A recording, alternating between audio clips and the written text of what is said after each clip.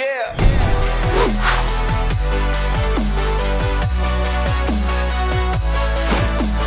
Welcome back to the Gridiron Expert. It is finally time for bowl predictions. Guys, it really is the most wonderful time of the year because we are gearing up to predict every single bowl game. Every single bowl game that starts from Friday all the way through the national championship in January. You're going to find a prediction for it right here at the Gridiron Expert. We are so ready to get these underway. Of course, we're going to have two videos where we kind of group a handful of bowl games together, just like we're doing today. Some of those smaller bowl games we're going to kind of cluster together like we do with our predictions each week. But the majority of the bowl games we will have an individual video for. Many of the bigger bowl games will have one specific video dedicated to it. So don't worry. We're going to have plenty of content. We're going to group some together, but many individual videos coming your way for some of the bigger games going forward. All these picks, of course, are straight up, just like we do during the regular season. But we're going to have spread predictions, picks against the spread, for every single bowl game as well, over on our website, thegridironexpert.com. So you guys, if you have not signed up for our expert picks, you need to jump on that now so you can take advantage of all of the bowl games that, again, start on Friday. We hit over 60% of our bowl bets last year. We're hitting nearly 60% of our total bets this year. We've been putting out picks every single week.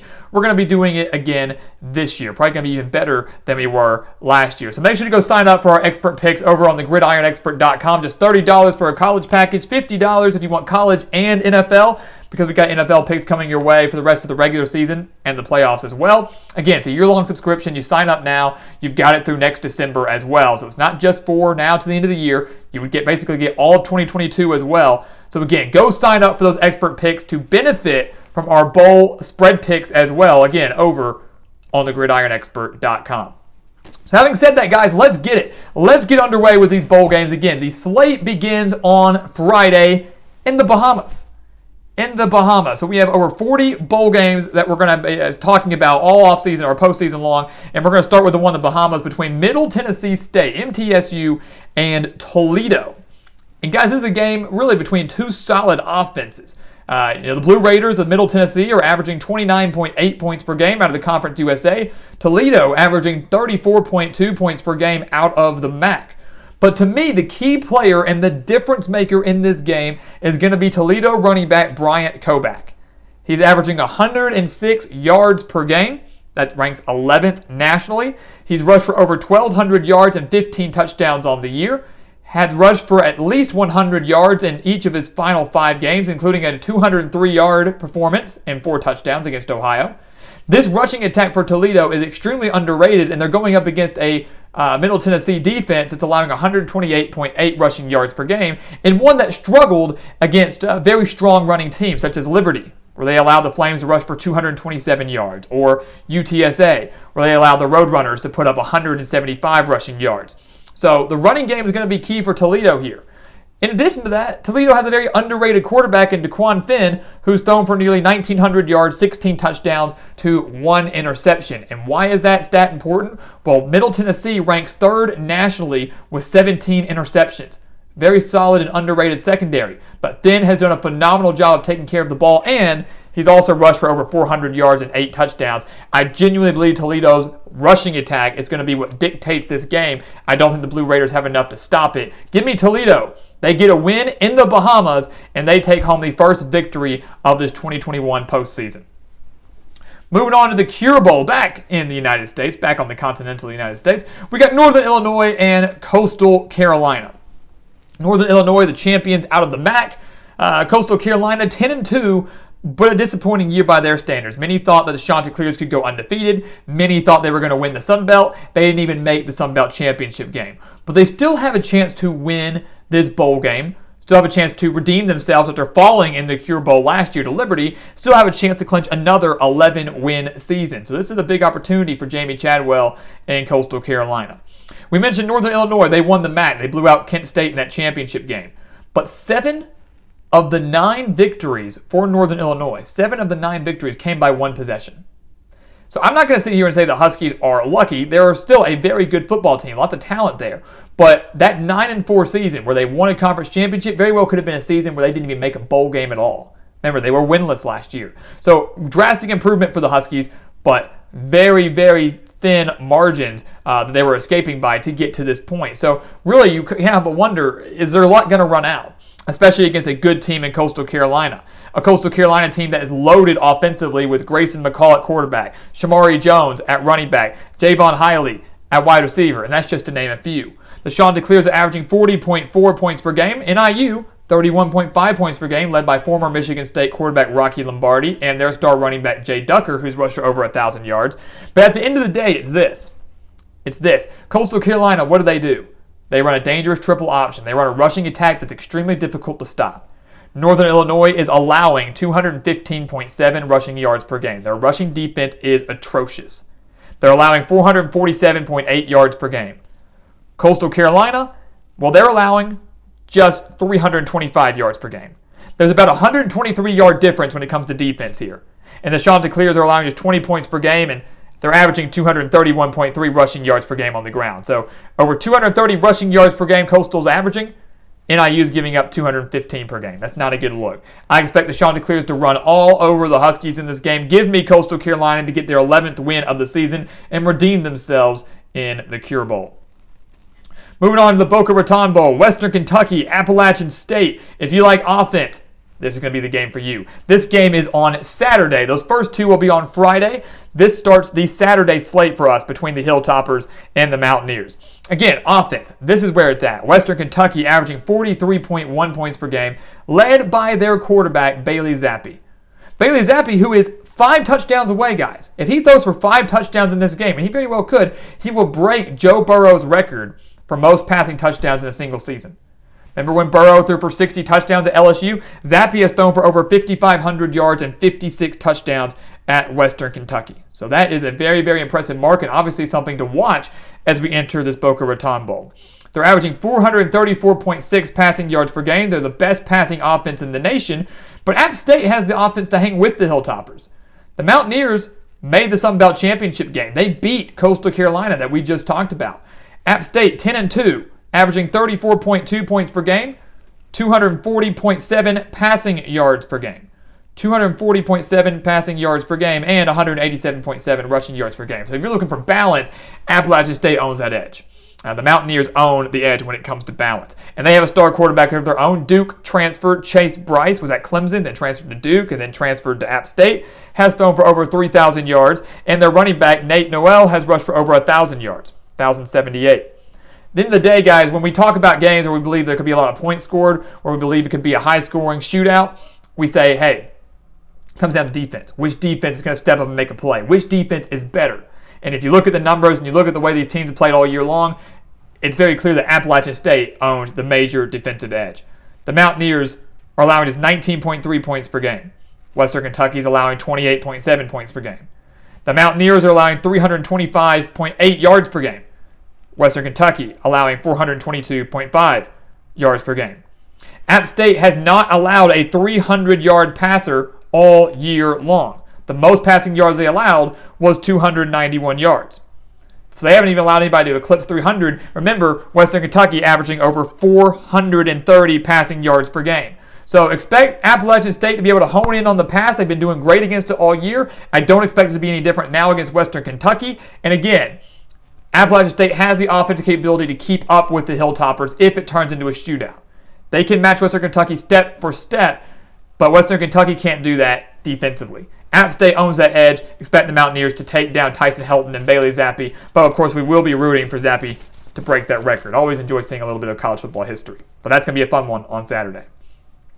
We've got Utep and Fresno State in the New Mexico Bowl. What an intriguing matchup here, guys, really. And why should you watch this New Mexico Bowl? Well, UTEP. That's the major reason. Listen to this.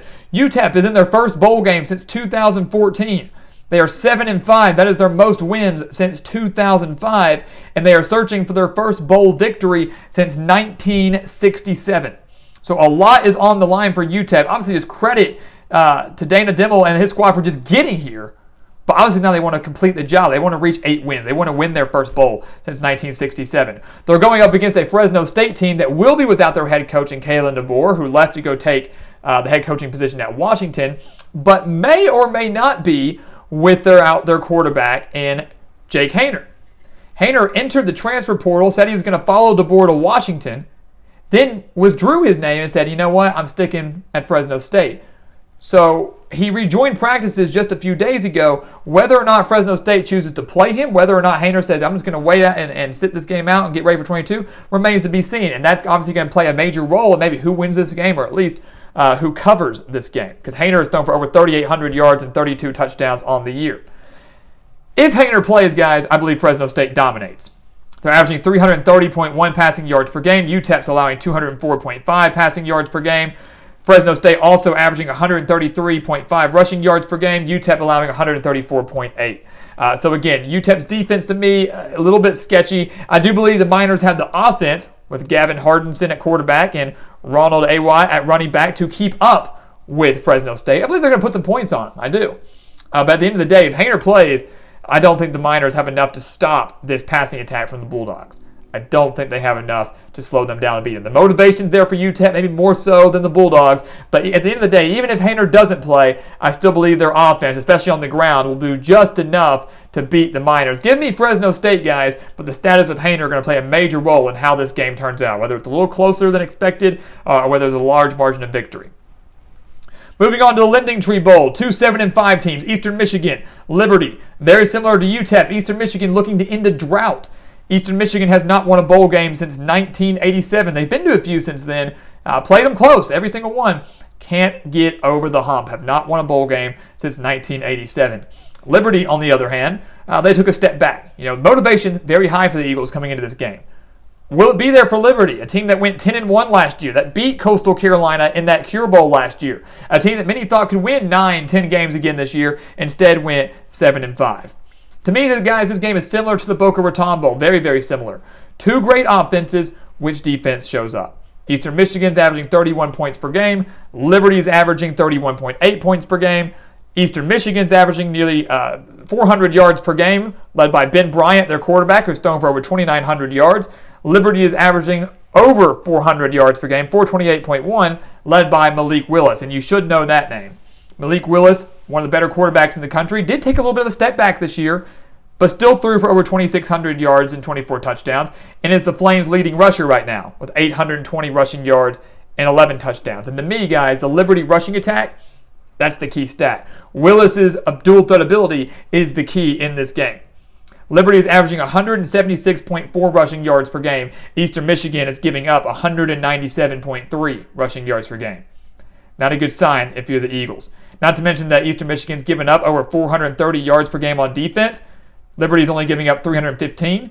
That's a 115-yard difference. We kind of talked about that earlier with some of these other games, Coastal and NIU, the significant difference in yards per game defensively. We see that here. It's a mismatch. Liberty should be able to run all over Eastern Michigan and win this game with ease. Give me the Flames and Hugh Freeze, who win yet another bowl game.